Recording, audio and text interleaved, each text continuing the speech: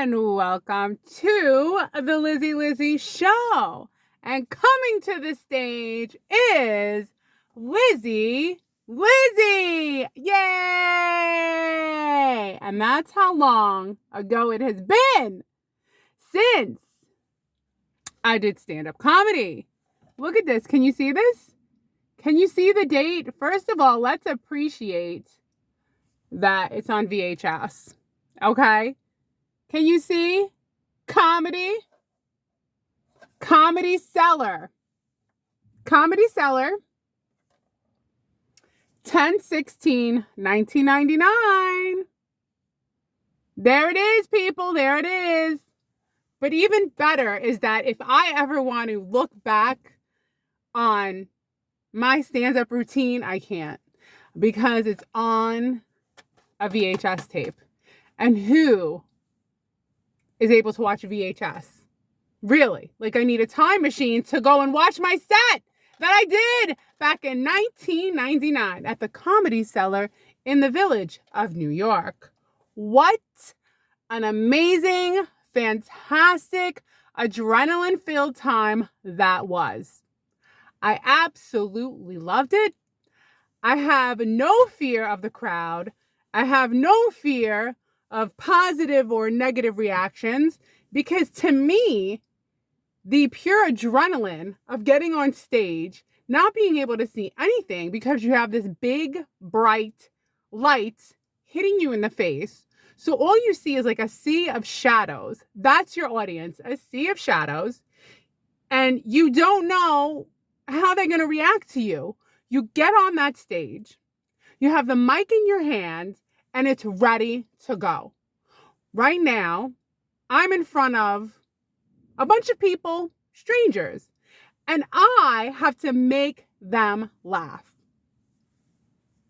Let's talk about the first time I ever did a set at the Comedy Cellar and what it was like. But before I get into that, let me tell you what I needed, what was required in order to do stand-up at the Comedy Cellar back in 1999. I will tell you that this was the best time to be in the field or be in that realm, because you got a really good spot, 7 p.m. on a Friday. 7, are you listening to me? If anyone here is an entertainer or does comedy or wants to do stand-up comedy, there's nowhere right now that I think you can go where they're going to give you a 7 p.m. slot on a Friday night. That's like a hot spot. And that was the spot back then for your amateur comedians. Now, yes, we did at the end have like a main liner, shut it down or close it up, right? But you had the amateurs like me and a bunch of other people have the floor on a Friday night at 7 p.m. at the Comedy Cellar in Greenwich Village in New York, New York. Pretty amazing setup that they gave us in that time. And I'm pretty sure it doesn't exist anymore, because now we live in a time where everybody wants to be a comedian, right? Everyone's funny. Everyone thinks they're funny. It's funny. You know what I mean? The great acclaim, the great privilege of being someone that is considered funny. If you're considered funny, to me, I think that's probably one of the greatest gifts or resources you have. If you have the power to affect how someone feels and make them laugh, you're priceless. Okay? You are just giving people what they really need at any time in their life. Who doesn't love to laugh, right? Okay, so the setup is Friday night, Comedy Cellar, Greenwich Village, New York, 1999, my first show in October. So not only do I have the best slot and the best day, but you're given a certain amount of time to do your set. You're given 6 minutes, depending on the people you bring to watch you do your comedy. So when you're 18 years old, I don't know about you, but usually, most of the time you have a lot of friends. And depending on how many friends I brought with me, friends, relatives, whoever I could scrape up off the street, That would give me, of course, they had to pay. They had to pay like 2 drink, the old 2 drink minimum and get a snack or whatever. So they had to pay to get into the club. So maybe it was $10. You have to, order something to drink, even if it's just, non-alcoholic, and something to eat. All right. So are you with me? If I brought 6 people, I got 6 minutes. So every person was worth a minute. My best friend back then, Melissa, I said, Melissa, you're worth 1 minute. My other friend, you're worth 1 minute. My friend, I had another friend. I can't believe I'm forgetting my friends. But anyway, they were worth a minute. Now, the first time I did comedy and I got on the stage, well, let's not forget my mother was there on occasion, not all the time. But I mean, she tried to be at whatever show she could be at, right? And then at the time, I think I had my cousin would show up. Like, this is when my cousins would talk to me. Now they're strangers. But anyway, back then, I was popular. I had friends. I worked at Bally Total Fitness in Staten Island. And I even got people from the gym, my gym friends, of all ages, to come see me at the Comedy Cellar. Because I went on numerous times. But let's go back to my first time that I did comedy. So my first time, I'm on the stage. I pretty much have in my head all the bits I'm going to do. Now, before you ask this question, I will answer it for you. Do I write out a bit, like word for word? No, I do not. I basically have an idea of what I'm going to talk about. Like, let's say, for example, the low budget diet. So let's say I'm on stage and I'm talking about the low budget diet, right? And then your car gets taken away. Now you're on the super low budget diet because you're running to get the bus. So now you're burning calories. Like, I'm just trying to say, like, let's say that's a routine. And I just like go with the flow. And then I work off the energy of the people and I either keep going or I drop it or it goes into something else. Kind of like old school. I don't know if you know of him, Don Rickles. I like Don Rickles because he really didn't have a set routine. I mean, you have to know what you're going to talk about. Don't get me wrong. You can't go up there not knowing what you're going to, what's going to be funny. But I would just have like, okay, this topic, that topic, and how they would like flow into each other. All right. So you're still with me. So I'm on the stage, Lizzy, da, da, da, da, I come on the stage. I got the mic in my hand. I'm doing my bit. It was so exciting, so much adrenaline. When you hear the laughter, woo, no better feeling. Nothing feels better than hearing a crowd laugh. Not only that, I want to say one more thing. Back then, I don't really remember hecklers. I know that's a thing now, but not really. I don't remember getting heckled back then. I don't know. People just seemed happy. And also, I want to say one more thing. I feel like New York is a good crowd. Like, they're really good, fun. They don't take, I mean, back then, remember, times changed. I already showed you what year I did comedy in, right? Okay. So back then, I feel like nobody got offended. Nobody heckled me. And I really absolutely enjoyed it. So my first time, I was allotted 6 minutes. And when I was done, I got a round of applause. Some girl went to the bathroom and my mother was in the bathroom with her. And she overheard the girl talking about how funny I was, how she wished that I would have had more time, longer.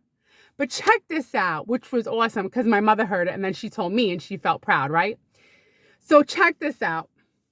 I'm sitting there after the set, after I'm done, and I'm sitting, in the little chairs, in your little cubby holes of the comedy club. Everybody's tight and packed in like sardines.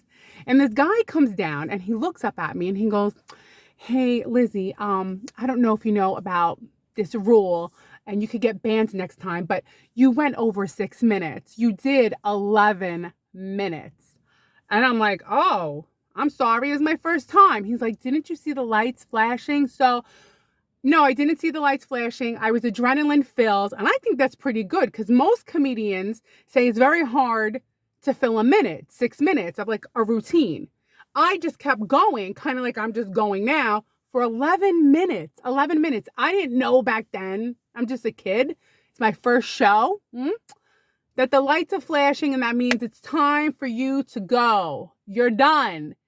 You're done. You're 6 people in your 6 minutes. That's all you get. Arrivederci, whatever. So that was an absolute blast. I loved it. And it was a routine for me to constantly go back to the Comedy Cellar. I want you to know I have more than just one of these tapes. Some of them, some people have out there, and I'll never get them back. But me and always my best friend Melissa would always go to the Comedy Cellar. She was like one of my main supporters. And at the end, for $10, they would give you,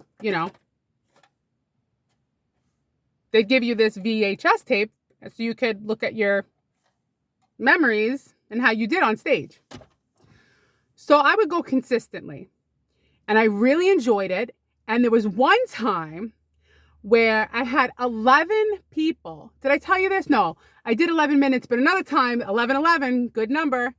I got 11 people. This was like, I was so popular. I had my cousins, I had friends, I had more friends, my mother, her friends. I was just like a shining star, right? So I had 11 people, so I got 11 minutes, baby. You know I had to be good that night, and I was. Now, this I have to mention. There were times where I didn't do so good. That always felt bad. There's always because it's such a dopamine high when you get the laughs and you get the crowd. And also another thing, this is very important. For some reason, crowds, they all seem, even though they're strangers, a collective consciousness. This word is not rolling off my tongue. Conscience, like the whole room together either collectively finds you funny or collectively likes you or collectively they're getting you or collectively you have to change it up. I'll give you an example. I didn't just perform at the Comedy Cellar. I also performed at Pips. Look it up. Pips. P-I-P. Pips. I think they're closed down now. And they were in Sheepshead Bay, Brooklyn, another comedy club. So I think this was more like uppity, buppity, yuppity crowd. And I had to switch my routine from the low budget diet to something else.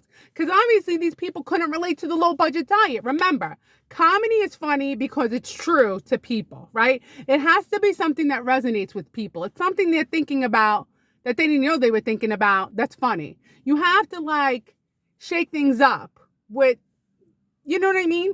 But these high class people, they didn't know low budget diet. So I had to you have to be quick to tune in to the consciousness of your crowd. Because your crowd, you have to constantly alter how you're going to deliver material. Because the same material isn't going to work for every crowd. Do you know what I mean? But I will say this.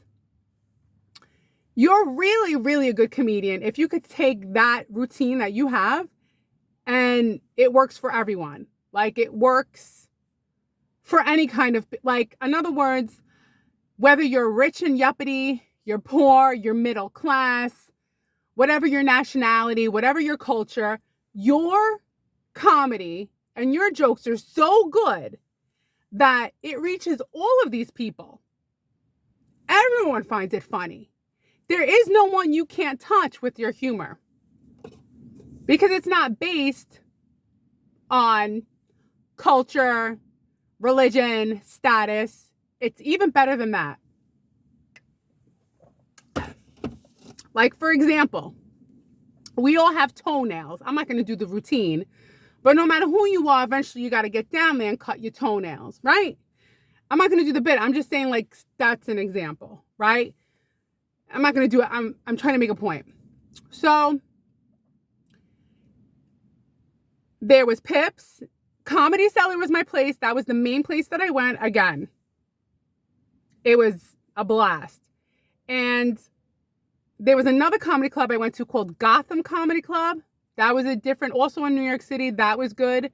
There was another one, I can't remember the name, but usually the Comedy Cellar was the main one. Now, I'm going to share something with you because I think it's important as someone who did really aspire to become, if you will, a comedian, right? These comedians that if I mention their name, you would know who they are, right? Famous comedians, for example, I'll name someone that I think most people will know, George Carlin. He was highly intelligent. I loved his material. It was brilliant, it was funny because it was true. I like that kind of humor. Don Rickles, that's going way back. I think he passed away in his late 90s. Hysterical. How you didn't have to take offense. He was just funny. Um, Jim Gaffigan. I remember seeing Jim Gaffigan. He's so funny. Back when I was 14, and me and three of my friends, we went to a comedy club. And back then, God, I don't think they checked anything. And I remember he was just doing his what? His stand-up comedy as an amateur. I mean, I was 14 watching Jim Gaffigan before he blew up. He was an amateur because nobody, that's the funny thing about comedy. We love it so much. The people who love and live off of that high, because it's a high for us to get that laugh and make people laugh.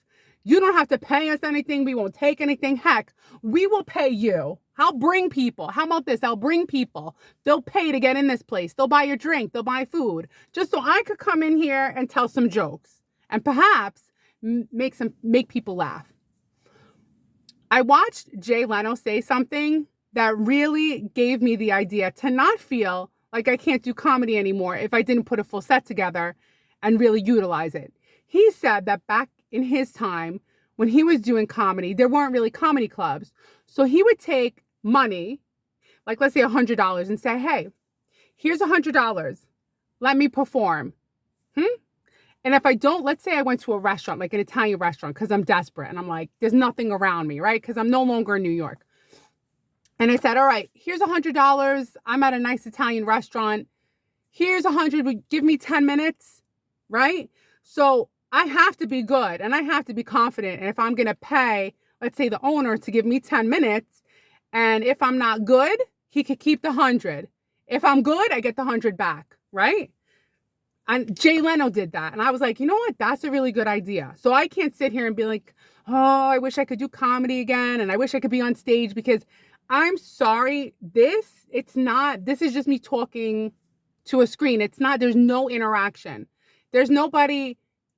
I can't feed off of anything. I don't know what's funny. I'm not getting a reaction. I could watch myself as like a third person later and go, oh, that's funny. That expression's funny. Right? And that's what I did when I first started the YouTube channel. It was to save ideas that I had so that I could go back and, if it was funny, put a routine together for like a half an hour or an hour. Now, doing comedy also has another side effect. When you're not good, you fall. It's like you get down on yourself because you're like, oh, I didn't even do good. That was like depressing. That was a bit, oh, my friends were there. It didn't turn out that well, right? But then when you do really well, it's the other side effect. You're so high and you're so happy that nothing can touch it. The adrenaline, the happiness, because it's not like I'm just here or the comedians are just here to make you laugh. We're making ourselves feel good too. So don't let them, you know what I mean? It's a self-fulfilling thing. Like, I'm doing something for you, but it's making me feel good. I'm making you feel good. But hey, evolution set us up. That making you feel good makes me feel good. So that's a double good. Now, do I want to do comedy again? Yes. And I'm going to do like Jay Leno did, because there's no comedy clubs around here, and give $100 and say, here's $100. Give me 10 minutes. If I'm not good, I'll just say keep the 100. Forget it. I'll say, here's 100. Give me 10 minutes. I'm not going to do this whole like negotiation thing, right? It's a fancy Italian restaurant. What else should I discuss? This is something that I don't think you'll find hard to believe. But I have zero fear of being in front of crowds. I have zero fear of you liking me or not liking me. I feel like this whole experience of life is so bizarre that being in front of a group of people, I long for it. Like, I get so bored with life that I'm like, God, I crave it. So it's something I did and I crave it. And the time has gone by so quickly from when I did it, because at that time when I was 18, 19, 20, I was doing it. I was working the clubs, but you have to keep doing it. Like, I would have had to keep consistent with it. And I didn't. I went to school for ultrasound. My mom moved to Florida. I was trying to do comedy in Florida. And I guess I wasn't in the mindset back then. And I'm going to say another thing. Comedy is only funny if it's funny to me. Like if I'm doing something or talking about something, it's only good if I feel it's good. Once I'm like, hey, I've already said this joke. This isn't funny anymore. Like I can't do it anymore. So when I'm watching these other comedians do their bit and I'm like hearing the same jokes, I'm like, it's the 10th time I'm hearing it. Like, because it's only funny if I believe it's funny. So first I have to hear it and think, okay, that's funny. Do you know what I mean? Like I can't deliver something if I feel like I'm just literally doing the routine. But it is a routine, but I don't want it to feel like a routine. So I'd rather do it like an improv, like improvisation, right? Like I have the idea. I know what I'm going to talk about. But the best time I'm funny is when I'm with people, strangers, and it's just rolling like magic. Like it's all just happening and it's working out, it's linking, it sounds intelligent, it's funny. And then I just let it go. If I don't write it down, it's lost. It's like a little mouse in the house. If you don't catch it, it's gone. I got that from Seinfeld, talking to Sebastian on driving in cars, getting coffee. Comedians driving in cars, getting coffee on Netflix. Yeah. He was talking to Sebastian. He said, good ideas. They're like a little mouse. You know, you never know when they're going to pop up. And when they pop up, you better catch them. I'll give you an example. So there was this one patient who was at the hospital for his birthday. And I was like, look at you, it's your birthday. Happy birthday. You're here in the hospital.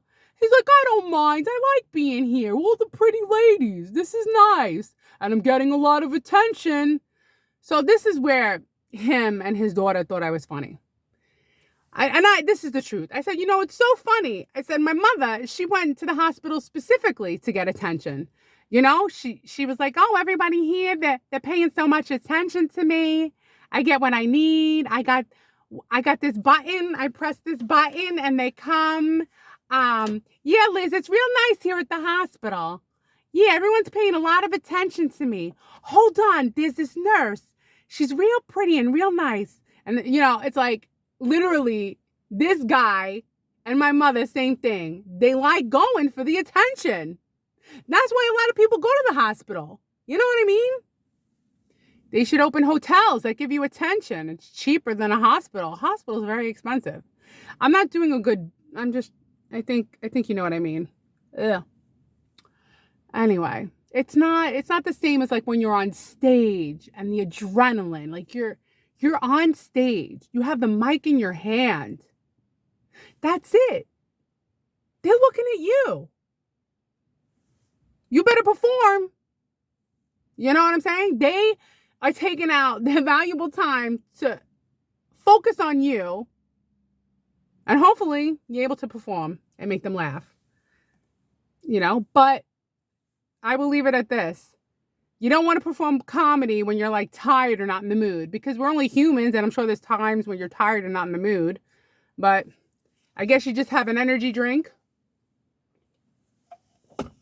and just get to it. But anyway, it was a lot of fun. I'd like to do it again. And that's it. Oh, wait. My mother was a huge supporter. Huge, huge, huge. I don't know. My mother just was convinced that I was funny. And I don't know. That's what she thought. You know. So that's my video. Doing comedy in New York City was so much fun. I absolutely loved it. Was one of the best times of my life. I've had many good times of my life. That was one of them.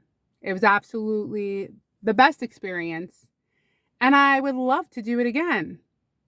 But I think it's more challenging now because people's attention span has shortened because everyone's on the screen. And two, people have to have their cell phone shut off because you're fighting with people's innate addiction now to watch a screen. So comedy was easier before than it is now because now you're fighting for people's attention even when they have disciplined themselves to go out for the night and pay attention to you. I know Joe Rogan, he has a comedy club where I think everyone puts their cell phones, it has to be shut off or they get put into a box or something. And yeah, I learned a lot from listening to Joe Rogan. He made great money on Fear Factor, but once he was bored, he was done. I'm like, oh, I'm bored, but I can't be done. Must be nice. Get one of those jobs where you get millions, millions, and then you go, you know what? I'm bored. Let's do something else. Wouldn't that be nice? But he opens up a comedy club in Texas. What is it called? Mothership?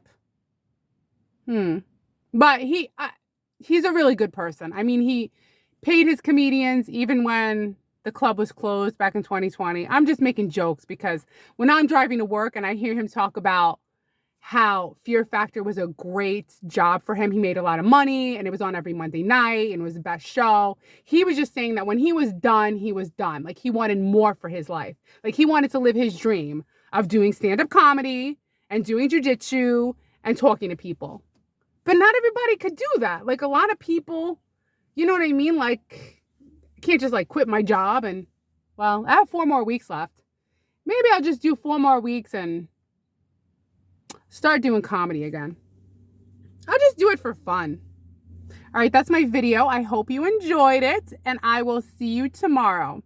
Tomorrow, I will talk about getting fired from my job after I moved cross country. I didn't even have $1 to my name once that happened. But it builds character. All right, I will see you tomorrow. Thank you very much for watching. Goodbye.